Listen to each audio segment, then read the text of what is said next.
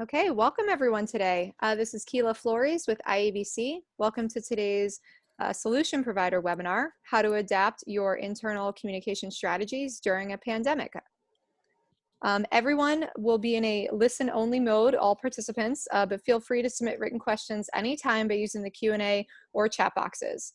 We welcome questions to come in throughout the webinar and we will address them at the end. We will also be sharing the slides along with the recording following the webinar.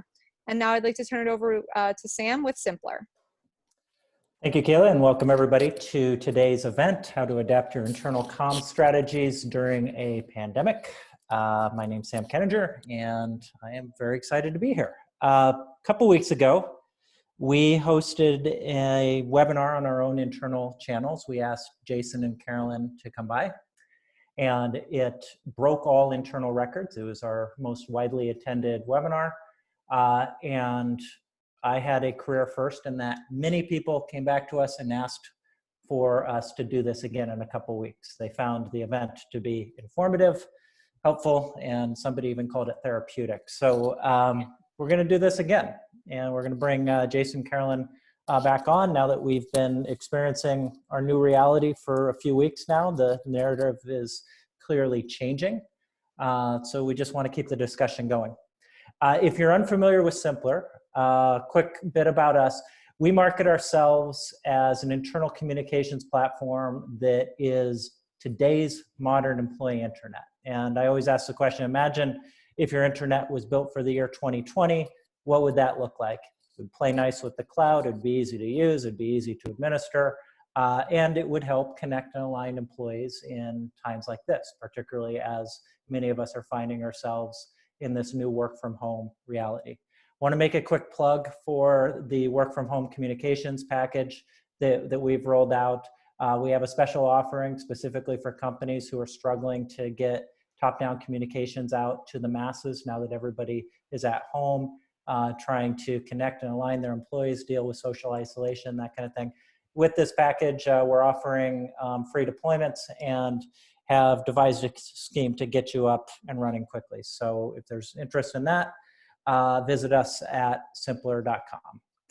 I promise that is the only infomercial that you will get in today's event, and I want to go ahead and introduce today's webinar participants. So first off, Jason Anthoine is managing founder of Audacity.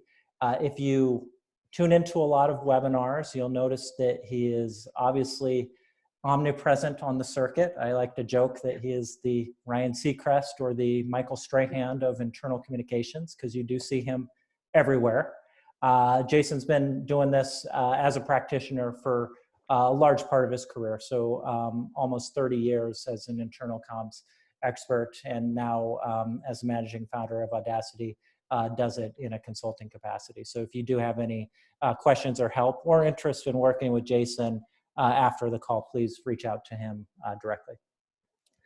Carolyn is a senior leader of internal communications at GoDaddy. She has been a great helper of Simpler over the years, really helped us define our product strategy and help us really kind of learn this progression as we've kind of grown.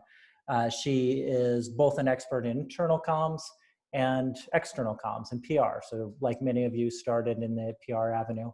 She once worked with President Trump. I don't know why I always smile when I hear that. But she has also worked closely in internal comms capacities with other leaders like Yahoo's Marissa Mayer. So guys, can you hear me? Just want to make sure Yep. that we are good. And right when my screensaver goes off,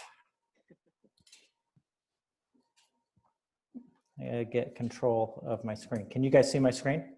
We can, yeah. Okay. You may want to back up one to the agenda, but we can see okay. Yeah. I just went black. I'm gonna have to figure this out here. So why don't we do this? Jason, if you could take control and share the screens here. All right.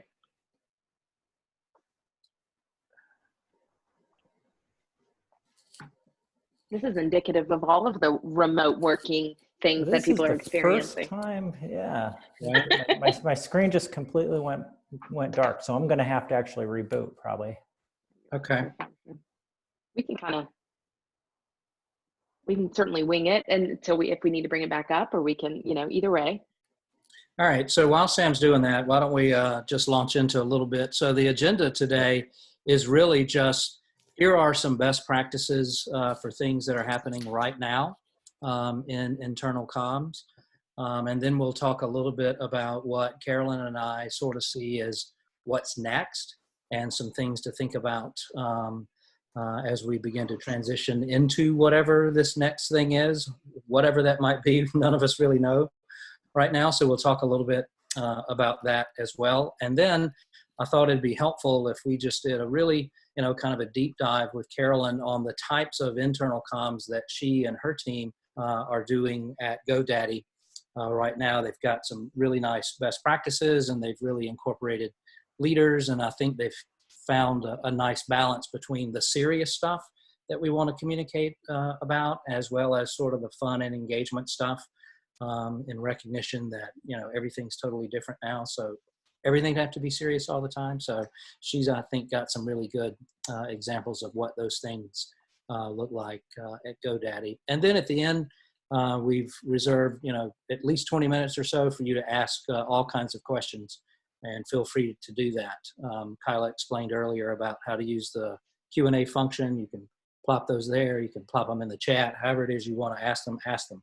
We'll do our best to get to as many of those as we possibly can. So I think, that's what the agenda is for today. And then we'll start a little bit with some of Carolyn's thoughts on sort of what are some best practices for what's happening right now. Carolyn, what do you kind of see out there for us?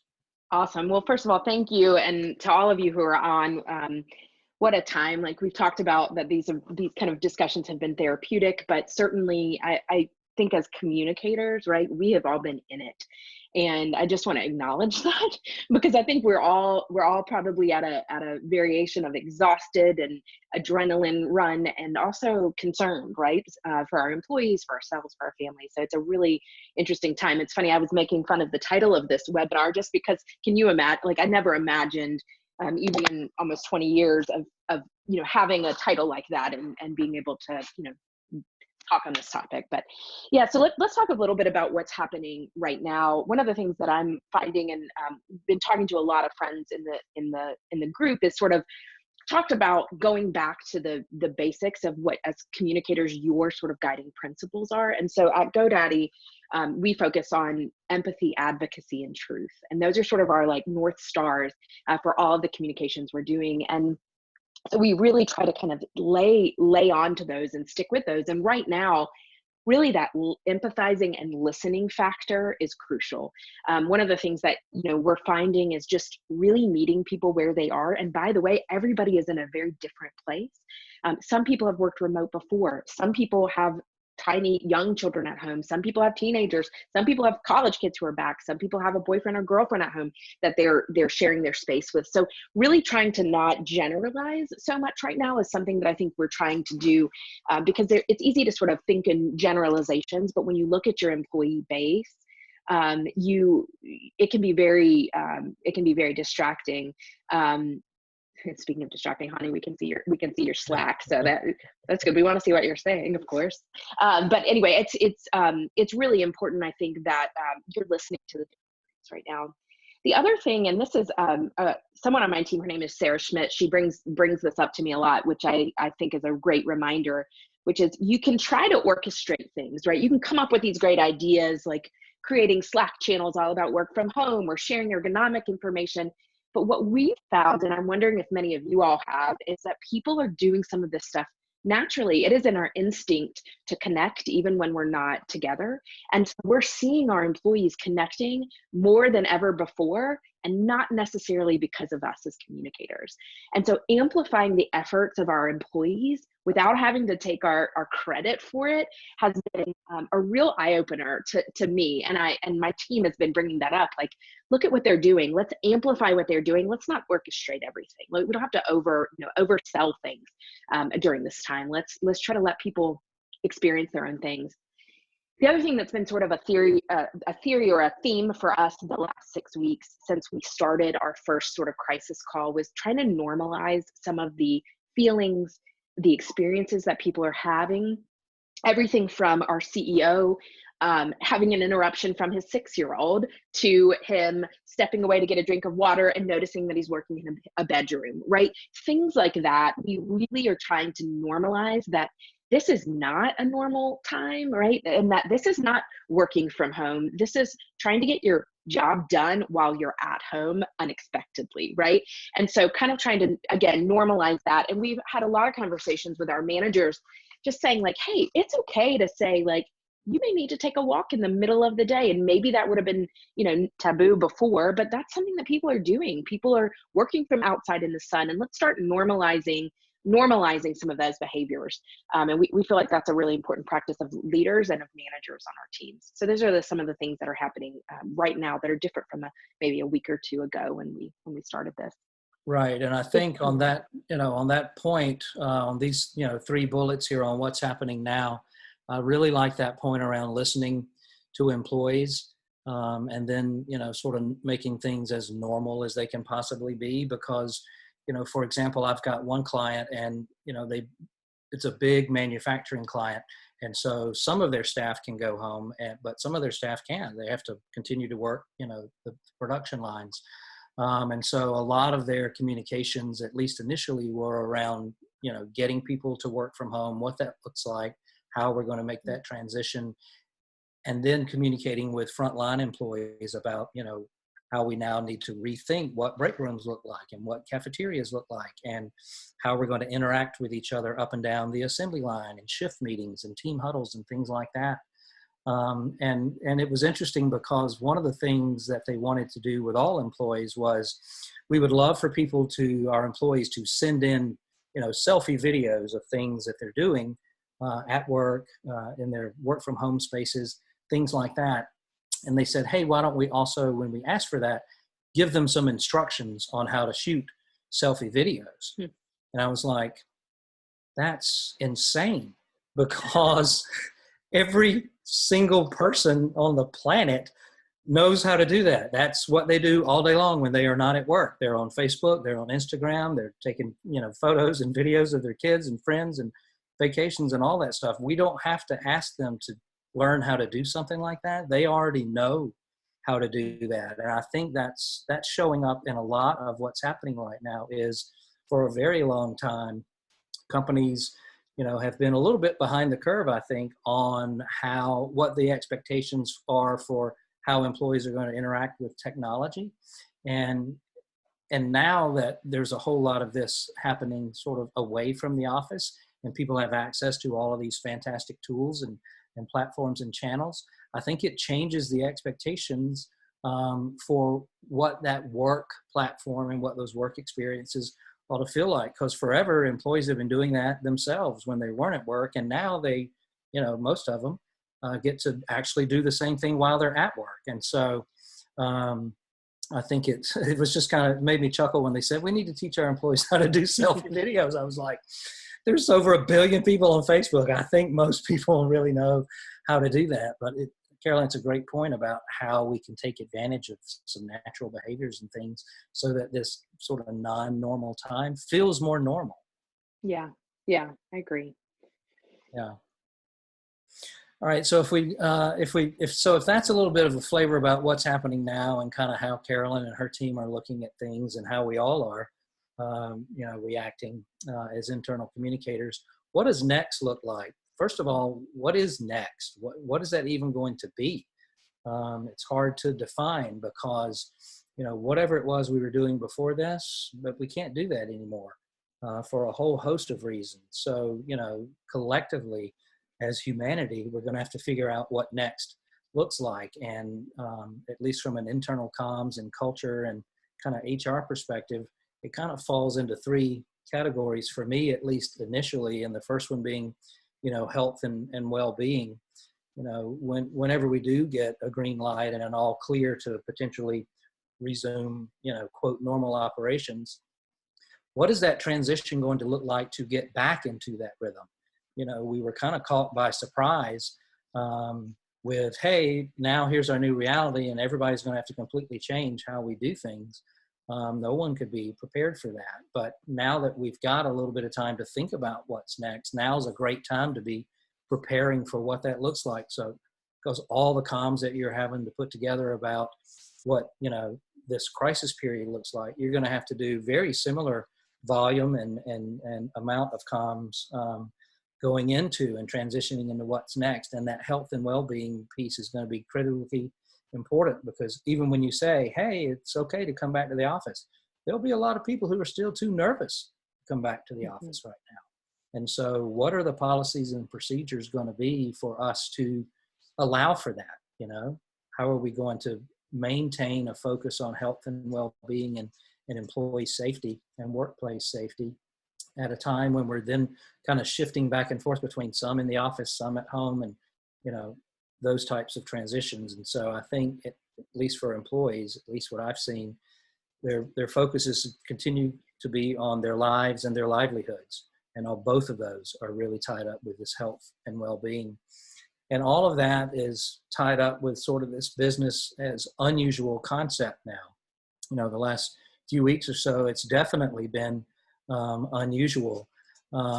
But I think this period where we have spent a whole lot of time focused on information around the virus and how we are adapting our business to adapt to that is creating a lot of expectations from both work from home employees and, you know, manufacturing and frontline types of employees in healthcare and retail and places like that. So we're setting up these new expectations during this crisis for how we think the work relationship needs to be between the company and the employees. And when we do transition to what's next, those employees are going to bring those expectations with them.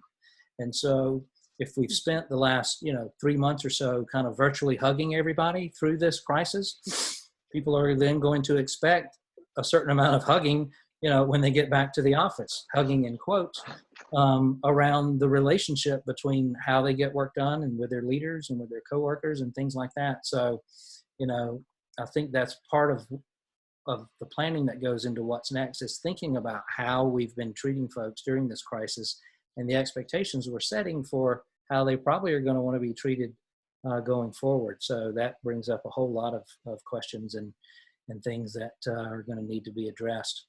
And then I think lastly here is this role of leaders. You know, in internal comms, we've always felt like, you know, leaders are really the best people that we've got to help sort of share information and involve our employees and inspire them and engage them.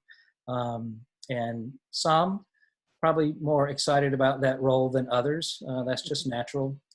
But I think a lot of those leaders and managers have embraced that a lot during this crisis, whether they're working with remote teams or they're working with, you know, face-to-face teams in, you know, frontline type of environments. And so, you know, transitioning into what's next, how do we help them continue to be comfortable doing that? You know, maybe right now they're having 2 or 3, you know, web chats a week with their teams. Before this crisis, were they meeting with their teams that often? After this crisis, their teams are really going to expect that. And so what can we do to help them be more comfortable continuing those types of behaviors and showing them the value of all of that that they were creating during this crisis? And so I think this whole idea around helping leaders to be better leaders, it's not just about giving them talking points, because anybody can give them content. It's about giving them the confidence to actually be leaders and to help their teams understand where we're going and why and how people are impacted. They've done a great job kind of practicing that during this crisis, and we're going to have to help them really continue that when we transition into this what's next period.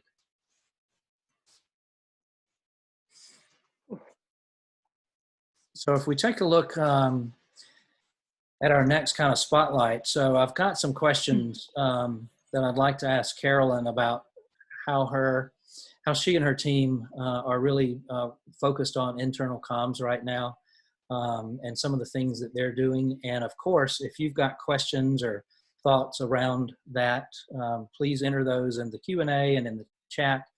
We can see if we can address those as we go along. And so, Carolyn, one of the questions I know that comes up a lot on webinars and particularly from the internal comms folks is, how frequently do we need to be communicating all this stuff? I mean, all of the details change minute by minute. Do we need to be communicating minute by minute? It's such a good question. I think that there's a couple of things to think about there. One, and I can't remember if I've said this here already or if I said it somewhere else, but thinking about your audience, you really cannot think about your group of employees as one audience. For some messages, sure, there are going to be some general messages, but I think thinking about the needs of different groups. For example, your engineers may need to have a very different conversation than you do with the folks who are actually in your warehouses working, and your HR team, right? Very different types of audiences. Now, you may not have the bandwidth to break it down that much, right, into little tiny communications, but I think thinking about the needs of those groups are going to be very different. I do think that if you're following sort of the curve of the virus, which is going like this, right? I think what I've noticed is we as communicators have gone kind of the opposite direction a little bit.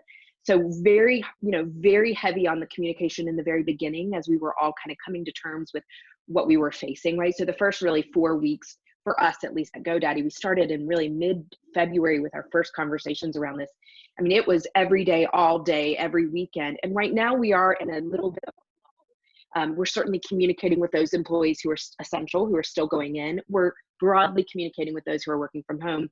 But I imagine as we come up the curve, as we start to get back into the offices, and Jason, you made this point, our communication is going to ramp up again. And so I think it's okay to just check in, communicate when you have something to say, communicate if you have a sense that there's something going on, right? If you've got a general collective feeling that there's some disruption or some anxiety or a genuine question about benefits or a genuine question about a policy that's new, then I think you can communicate. But I think it's kind of just gauging your audiences with your employees. Yeah. And I'm sure, with a lot of your communications, you're also looking at some of the analytics around how people are receiving those and interacting with those, right? Yes. And I think that that's been an interesting thing right now too, is when as communicators, hopefully everybody's kind of looking at things like when folks are reading your emails, what time of day. As you know, that's changed a little bit now because we've got workforces working at, particularly those who are working from home, which is a lot of the workforce, working at different times. And so where you may have guaranteed that 9 a.m. email that you sent out was going to get opened, people are reading, people are doing homeschool at that time. And at 11 p.m. they're catching up on work. And so it has been interesting to see the engagement change and thinking through it like that has been interesting. But yes, I think we're seeing a lot of, you could kind of gauge mood and tone a little bit too. We use Slack very heavily at GoDaddy. And so seeing sort of the reactions through emojis and all of that has amped up a good bit in the last really 6 weeks. And so it's helped us to kind of gauge what the content they're more interested in. And to be honest, a lot of them are very interested in the more me content, right? Like, tips about working from home. Our parenting channel has actually blown up, right? Things like that. So we're seeing just a shift in what people are kind of interested in right now. Right. And are most of your employees in the U.S. or are they more geographically dispersed? We have a lot of employees in the U.S. I believe it's probably like 60 to 70% in the U.S. And then we have offices throughout the rest of the world.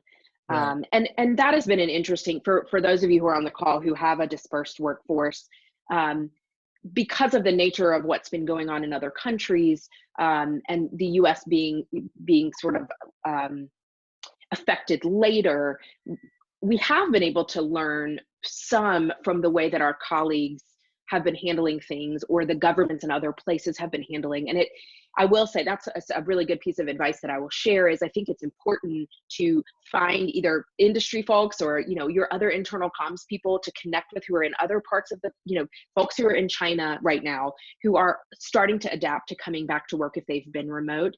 And because it's kind of going to come across like that. And I think there's some lessons that we can learn from others who have already been through, who are a few weeks ahead of us in the US.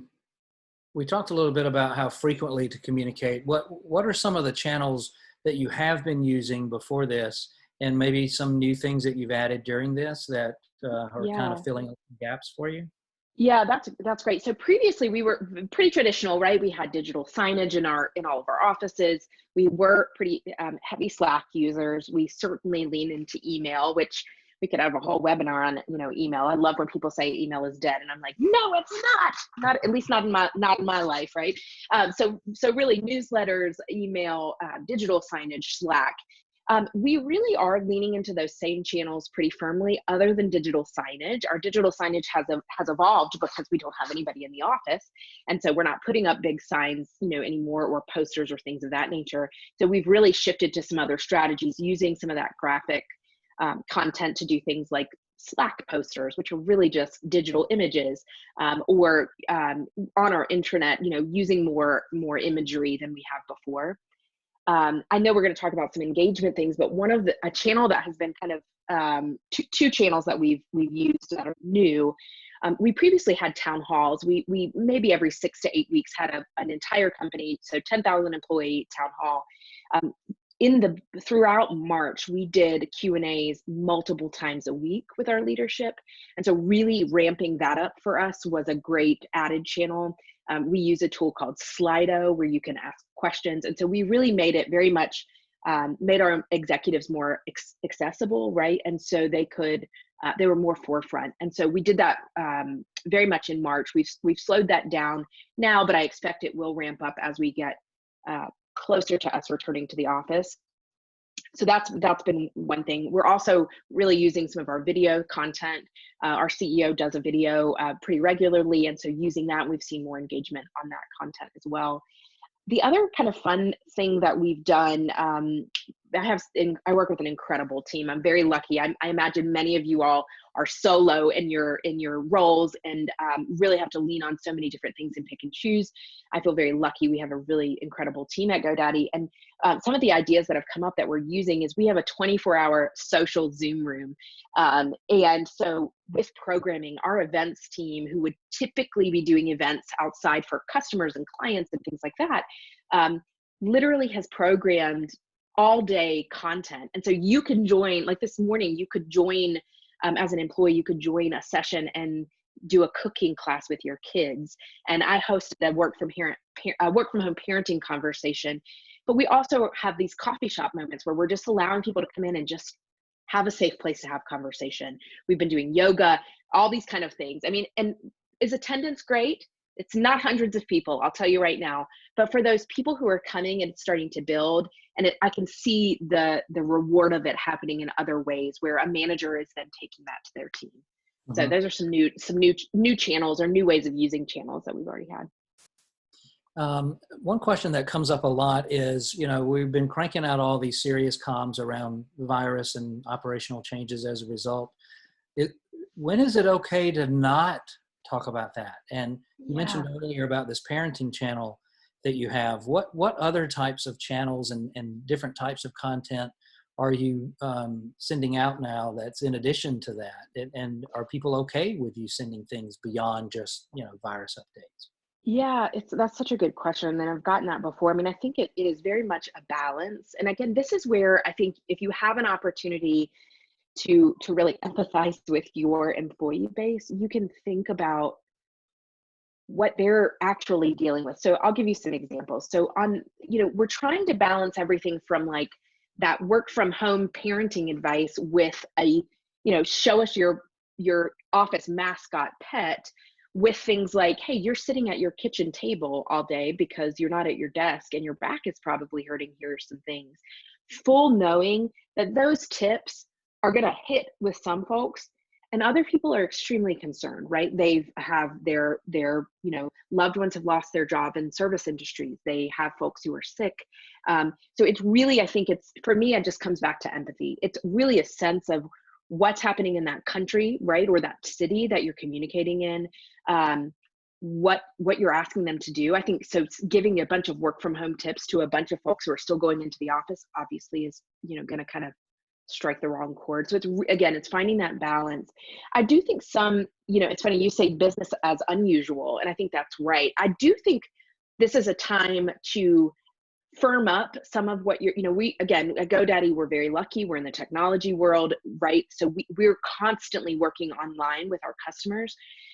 Right, for us, it's a time to really connect with that online presence that our customers have. And so we want to go ahead and show that this is a time where our business could potentially thrive. Like we thrive on supporting people and small businesses. And so this ability to really sort of support that sort of online effort and show our employees, like, we're not sure what the future holds for the company, or, nobody's sure of anything, but here's what we're doing to help our customers. Here's what we're doing to make sure that you all stay whole. Here's what we're doing to give you the benefits you need. And so I think some of that crosses that health and wellness, and that seriousness, kind of meets in the middle a little bit.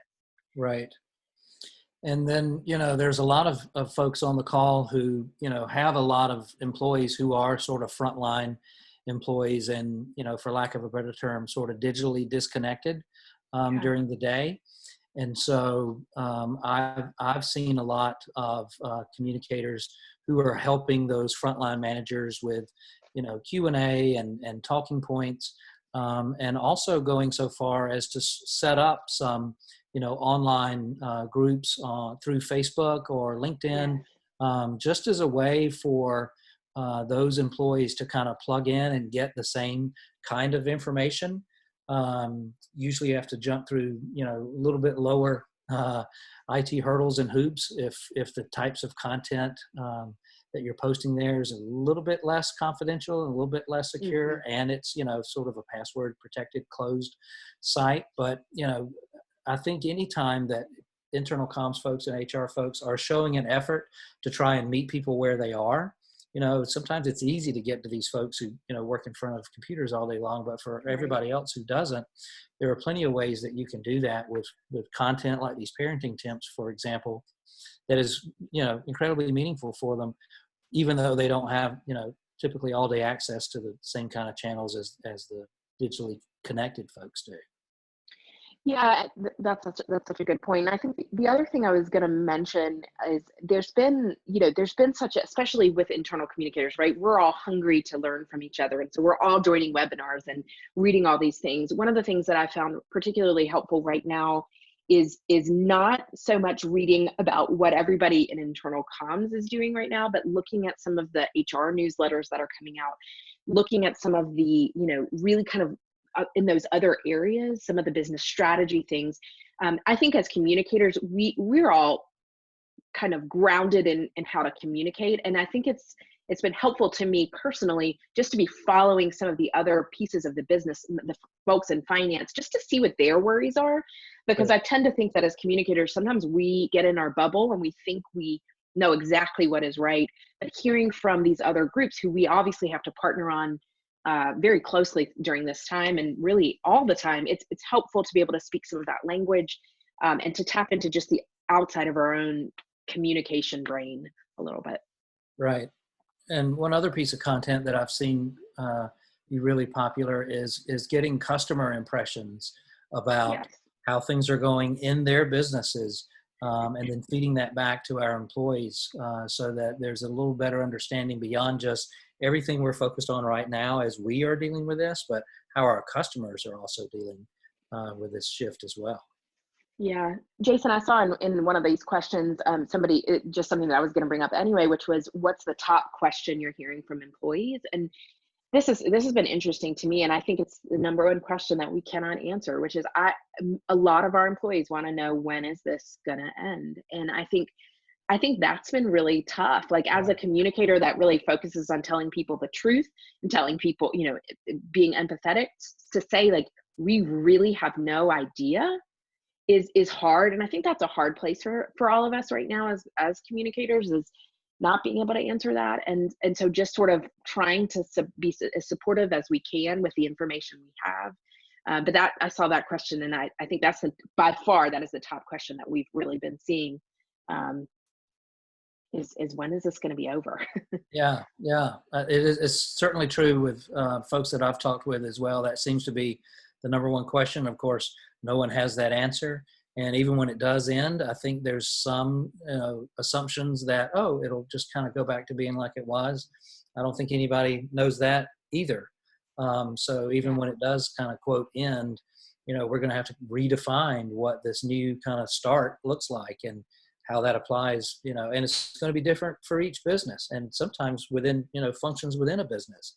And so, you're going to have to really sit down with your partners in HR and IT and operations and folks and just kind of work through what this new reality is going to look like, when we get to that phase. Yeah. There's so many good questions. I'm straying from our plan, Jason, and looking at all these great questions because I keep seeing some good ones in here. And one of them that I just saw that was asked was about how do you supporting employees who live alone or who feel lonely or isolated. And this is something we've talked a lot about at GoDaddy as well, particularly for our customer care, our guides, our customer care folks who are used to being in a very robust, engaging, energetic environment, who are, maybe going home to a very tiny apartment by themselves or going home where they have 4 roommates who are all holed up in their rooms. And so I think one of the pieces of advice that someone on our team, and I can't remember who, talked about talking to managers about doing a phone chain. And it sounded so old school to me. But then when I thought about it, which was like everybody sort of has one person they're checking in on, a week. And maybe it's just encouraging them with an email, but it's just giving them an outlet. And I think providing people an opportunity to connect either through email or through your chat tools, or, as you said, on Facebook in a connecting group, people want to connect. And I think giving opportunities for people who are living alone or who are in a high risk situation, any of that, I think is has been really valuable to us. Yeah. That's such a hard question. And single parents too. I mean, I don't, I'm lucky to have, my husband is here, and you guys homeschooling, if you can just go ahead and put in the thing, amen, if you're having to homeschool and be a communicator at the same time, because that is some hard stuff right there. And it's been really interesting, like trying to not overcompensate. See, look at that. Oh my gosh. I know, y'all, I'm trying to do kindergarten. It's like my nightmare. I'm like, I don't even, anyway, it's very hard. And I think that, but I think it's important also to think about those colleagues who are not parents too, who are still similarly are having a lot of struggles, right? Maybe their loved one lives somewhere else. Maybe they're used to seeing a family member every day, or they're used to taking care of people. So those struggles we're all having at every level are, it's a way that we can connect and empathize with each other. I think so. This whole thing is a shift in the human condition, and it really requires a human response. And so, yes. Not just thinking of employees as just a big group of, and everybody's the same, but, they're all individuals and they're all somewhat different and they have different needs. And, the more we can focus on that, I think, the stronger the relationship is going to be sort of when we transition to what's next. And I thought it was interesting you mentioned kind of old school tools. I've talked with a lot of people who have gone really old school, and they've started printing stuff and mailing it to the homes, which hardly ever happens anymore for anything except maybe benefits communications. Yes. But they've had a lot of success with letters from leaders and, updates on things that are happening. And because they know, it impacts not just that particular employee, but perhaps their families as well. And so there's really been an uptick lately of sending things to the home, printed materials to the home. And those have been well received. It's in a digital age, it's just super nice to get something that actually is real. Oh, I love that. I mean, I'm clearly a Southerner, so I love note writing, and but I think that's a great idea. And when somebody was asking about how to reach some of those, non-desk and non-technical workers, right? I don't think it's a terrible idea to try to do some things like that, put a postcard together, or on a very smaller level, as we said, like have your managers, maybe it is that they're just sending something to somebody. And yeah, I love that approach. It does seem very human to me as well. Yeah, I think it does. It's a nice touch. It takes a little extra effort, and people know that and they appreciate that. Yeah. So, all right, let's, before we get into the Q&A section, let's shift to this next slide here, and just take a little bit of time to think about sort of how we as internal communicators can kind of stay healthy, happy, motivated, and sane, and then how we can help our own employees kind of do the same thing. Carolyn, if you want to start with those. Yeah. This is such, first of all, I mean, I said it in the beginning, but like, I've never felt more connected to my industry or my job than I have in the last 6 weeks. And I hope you all are feeling that way. And one of the, because we're doing really important work. And sometimes, sometimes internal communicators are their value isn't always shown until a crisis. That sometimes happens. And I think this is a time where we're really showing the value of connection, engagement, of communication. But one of the things that I talked a lot about on our team, because burnout is real. And this is the first week where I felt like I could catch a breath.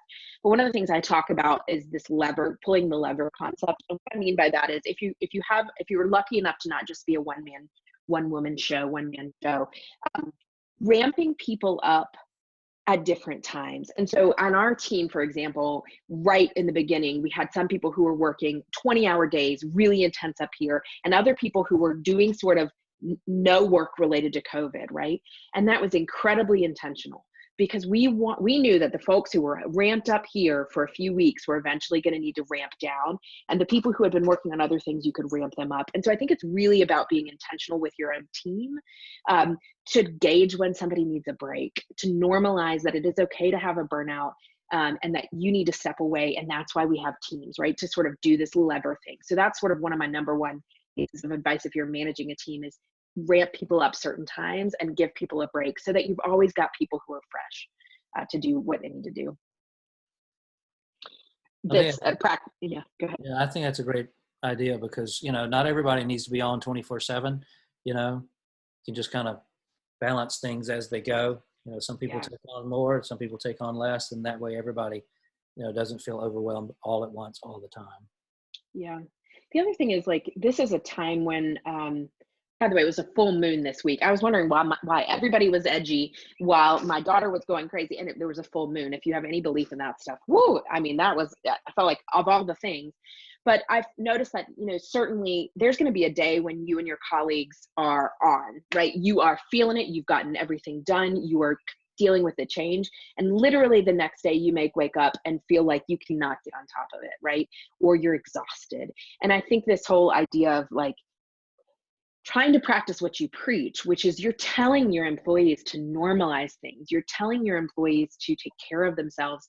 If you're not doing it as well, you can't serve them, right? And I know most of us like to serve, right, in these roles. And so I think it's crucial to try to do some of the things that you're suggesting other people do.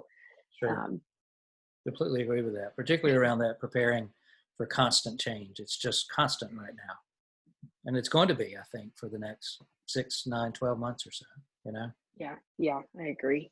And, Carolyn mentioned it at the beginning about asking employees what they want. We were talking earlier about the types of content, and, ask them, what do they want? What more do they want? Here's what we think you want, and we're going to serve you up certainly all the information that we have about virus and crisis and all that. But what beyond that do you want? And if you're struggling with what you think that is, just ask them. They'll tell you. That's the best way to kind of make sure that what you're doing is focused around that. And then, of course, Carolyn mentioned sort of making time for you. I use the analogy of, put your mask on first before helping others, like to tell you when you board a flight. Same thing here. You can't be shouldering all that you're having to shoulder as an internal comms person without first taking care of yourself. So, as much as you can, take time, walk out, have a break, binge watch something on Netflix right in the middle of the day, which is not something you're probably used to doing. It's perfectly fine. And don't feel guilty about it. You have a ton of stuff on your shoulders right now. And so taking care of you will help you be better at taking care of others as well. So, and I think this last one around mustering up the courage, it's hard enough to do our jobs in a normal time. And now it just takes a ton more courage to actually be able to do that. And so it really just comes down to focusing on, I'm a human. Everybody I'm communicating with is a human. We need to figure out what to say, when to say it, how to say it.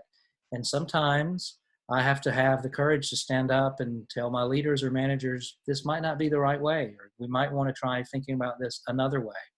So I know that takes a ton of courage, but right now that's what we all need.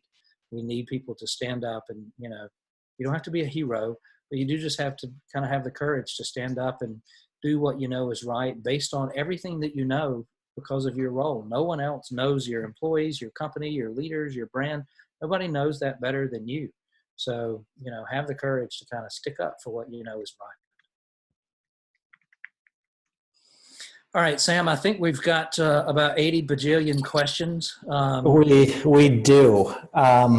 Thank you, guys. Let's do a quick pause here so you can screenshot Jason and Carolyn's contact information if you want to reach out to them directly. We've talked a lot about being overwhelmed. Well, I am overwhelmed because there are too many damn questions here, and I don't know how to make sense of them all here. So I'm going to talk a little bit and do the poll just so Jason and Carolyn can sneak peek and look at a little bit of these questions. I'm going to tell you guys, we're not going to get through a fraction of these things. Just there's so many. I've got pages and pages. What I'd like to do real quick, honey, if you can advance the slide. We have a question, and we think we know the answer, but we'd like to poll you real quick. Would you guys be interested in doing another session like this, but it's more of just an ask us anything kind of session? So Jason and Carolyn have been more than gracious with their time, but kind of given the magnitude of the questions, we're kind of getting the feedback that a lot of people just want to have particular questions answered. So would you be amenable to a specific event like this that is just Q&A? And we just want to get some specifics kind of in that. I thought Keila was going to try to fire up an actual poll here, but the chat message is getting yes, yes, yes, yes, yes, coupled with all of Carolyn's amens. It's just adding to my frustration of trying to read all the questions. I know, sorry. That is okay. But then we will start to get into the question section. Before we get in here, one thing I want to do, okay? Please keep firing away the questions. My ask is use the Q&A section for questions, use the chat section for comments. And I do have something to ask of the audience because a lot of the questions have to do with content ideas. And I'll let Carolyn and Jason comment on this on the first question, right? So there's a question about, well, what's your editorial calendar look like for these CEO videos, Carolyn? Give me a flavor. Is it fun, serious, fun, him at home? Like, what does that look like? And then there are other kind of questions just specifically around, those channels. You say you have the parenting channel. Mm-hmm. Like what other channels are available? A lot of people are just hungry for ideas. I think all of us are trying to do these team bonding from home kind of schemes where every day we do something kind of clever. And we've been doing it for a month. We're running out of ideas. So I ask to everybody in the audience, share your best idea in the chat section, not in the Q&A section, and then we'll crowdsource it and we'll share that with everybody with the follow-up email. And please, what we're asking for is what good, engaging kind of idea, whether it's show me your coffee mug or get your CEO to give a video on this, has worked, and then we'll crowdsource that. And then Carolyn, if you can kind of start just color on the actual tactics. So a couple things that I think to remember here is, especially if you've got engagement groups in a normal setting, right, where you've got, let's say you've got employee resource groups, or you've got, just social groups, right? Like we have something called GD Fit where people exercise together.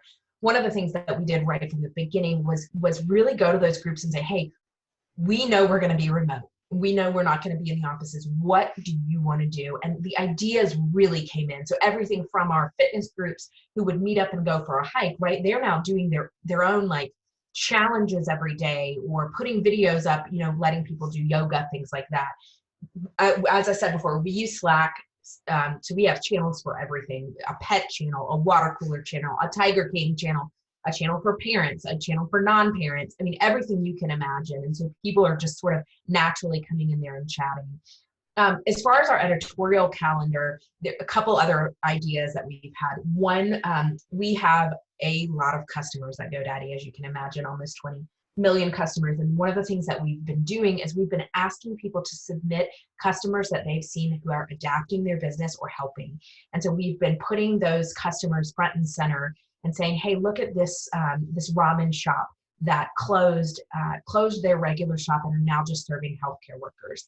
Or look at this, this store that was a plant shop that now is doing drive-by plant drop-offs for house plants. I mean, all kinds of things. So just showing how people were helping and adapting has been one. Another great customer we featured was a customer who specifically put this site together through GoDaddy about honoring healthcare workers and other people who are caring for each other. So we've really taken a lot of ideas there, but we've also just been watching what our employees are doing and then sort of jumping on that, as I said, amplifying those ideas. Our CEO videos, as far as tone goes, we have an incredible CEO. He is incredibly authentic. And so he kind of does what he does, which is a mix of really just being human. He's an incredibly human first person. And so I would say if you've got somebody like that, let them be genuine, let them be who they are. Don't try to over orchestrate it. And if you have a leader or a CEO who is not great at being very, connected, work with them, tell them, help them to tell stories about their day-to-day, because that these guys are all sitting at home having a lot of the same problems with their children running around or their dogs barking on a board call. So I think really trying to humanize those who aren't naturally like that as leaders is important. Yeah, and I think that's especially true when you've got frontline employees.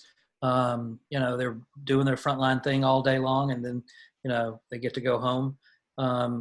Ask them to shoot some videos, ask them to take some photographs, give them an email address that they can send you those types of things, so that you're getting sort of a well-rounded idea of the complete story across the enterprise from employees, both who are digitally connected and those who aren't.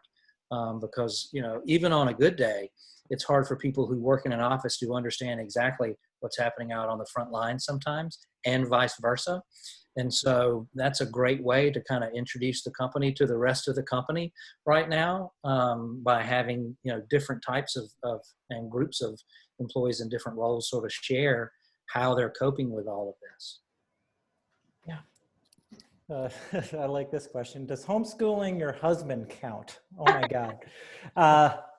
There are a lot of questions about the next phase, right? We talked about the last phase, and we talked about how we're kind of in the middle of this lull.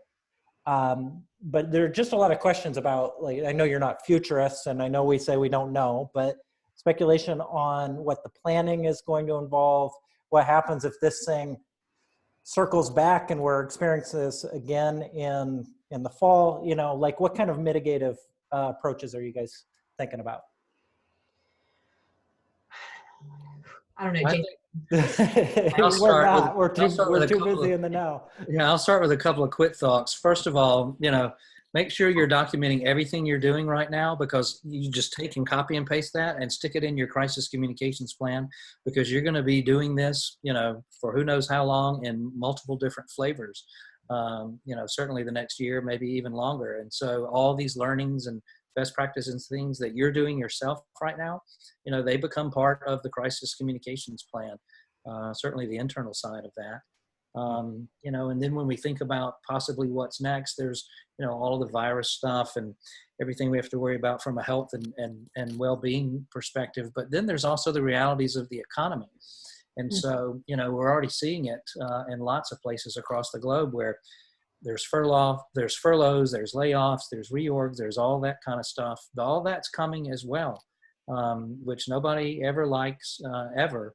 Under any circumstances, but we may be having to communicate about those types of things going forward as well. So let's kind of transition on that, because another topic that a lot of people are asking is specifically about protocol for communicating with furloughed employees, right? And this is kind of a new thing for many of us, right?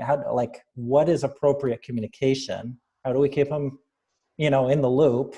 Yeah. Like, how engaged is appropriate to keep them, like that kind of thing. Well, you need to check with your HR folks, but my understanding is the term furlough as the legal definition is pretty much the standard legal definition globally. And so if they are furloughed, they are still employees, as opposed to someone who has been laid off, which they are no longer employed. And so all the things that you're doing for them now as an employee still apply. if they're furloughed. So if they already have access to the intranet and email, they still do while they're furloughed. So whatever it is you're communicating with them now, once they're furloughed, you can still continue to do. So the difference there is the legal definition between furloughed and separated. And HR can tell you which one of those applies depending on where you might be on the planet.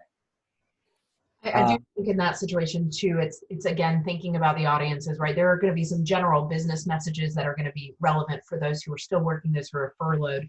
I do think though that if you've got a group who has been furloughed, kind of trying to understand where they are, understanding what information they need and what information they don't, trying to just specialize it a little bit so that you're respecting that they're in a different situation, and they're often probably hungry to know when this is going to end as well for them. So yeah, their main question is still, when will this end? And now they're talking about the furlough itself, not necessarily the environment we're in. No, yeah, that's a good point.